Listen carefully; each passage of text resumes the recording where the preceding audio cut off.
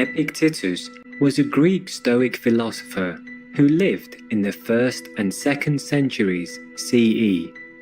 He was born in Phrygia, present-day Turkey, and during his youth was a slave in Rome to an important administrator in the court of the emperor. At an early age, Epictetus developed a significant interest in philosophy.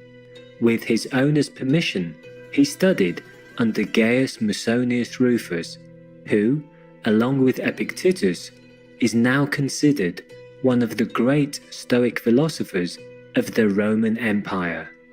After acquiring his freedom in 68 CE, young Epictetus became a teacher of philosophy in Rome, later continuing his practice in northwestern Greece by founding a philosophical school there. Epictetus, who led a simple lifestyle with very few possessions, taught a practical philosophy to help people lead meaningful lives. He emphasized integrity, personal freedom, and self-mastery through the use of reason and virtue, which is required to live in accordance with nature. The detailed steps and techniques in this regard presented in his teachings illustrate Stoicism as a way of life. One of Epictetus's most dedicated students was Arrian, who compiled and published his own personal notes from his teacher's lectures into the well-known books Discourses and Enchiridion. Epictetus's teachings have had an immense influence throughout the centuries, including on the great philosopher and Roman emperor Marcus Aurelius, on early Christian moral thought, on current approaches in psychology and more, and continues to have an impact on many intellectuals, thinkers, and philosophers around the world. The beloved Stoic philosopher and teacher was remembered as a lively speaker who was able to make his listeners feel his own insights. We'll now read a segment of the collected teachings from the Enchiridion by Epictetus. According to Epictetus's beliefs, all external events are beyond our control, and we should accept them with ease, calmness, and humility, whereas each individual is responsible for their own actions, which they should govern with determination and self-discipline. The Enchiridion. There are things which are within our power, and there are things which are beyond our power.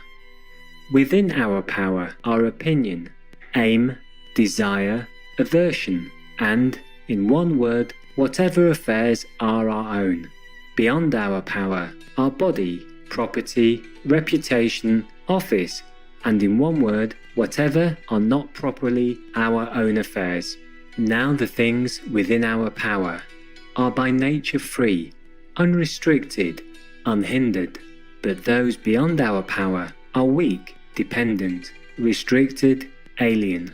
Remember then, that if you attribute freedom to things by nature dependent and take what belongs to others for your own, you will be hindered, you will lament, you will be disturbed, you will find fault, both with gods and men. But if you take for your own only that which is your own, and view what belongs to others just as it really is, then no one will ever compel you, no one will restrict you, you will find fault with no one, you will accuse no one, you will do nothing against your will, no one will hurt you, you will not have an enemy, nor will you suffer any harm. Aiming therefore at such great things, remember that you must not allow yourself any inclination, however slight, toward the attainment of the others, but that you must entirely quit some of them, and for the present postpone the rest. But, if you would have these, and possess power and wealth likewise, you may miss the latter in seeking the former, and you will certainly fail of that by which alone happiness and freedom are procured. Seek at once, therefore, to be able to say to every unpleasing semblance, "You are but a semblance, and by no means the real thing," and then examine it by those rules which you have, and first and chiefly by this, whether it concerns the things which are within our own power, or those which are not. And if it concerns anything beyond our power, be prepared to say that it is nothing to you. Remember that desire demands the attainment of that of which you are desirous, and aversion demands the avoidance of that to which you are averse. That he who fails of the object of his desires is disappointed, and he who incurs the object of his aversion is wretched. If then you shun only those undesirable things which you can control, you will never incur anything which you shun. But if you shun sickness, or death, or poverty, you will run the risk of wretchedness.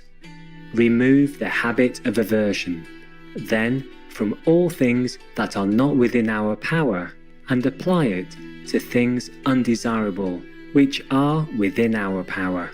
But, for the present, altogether restrain desire.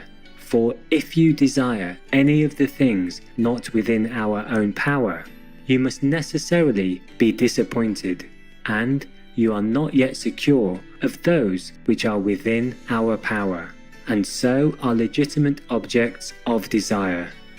Where it is practically necessary for you to pursue or avoid anything, do even this with discretion and gentleness and moderation.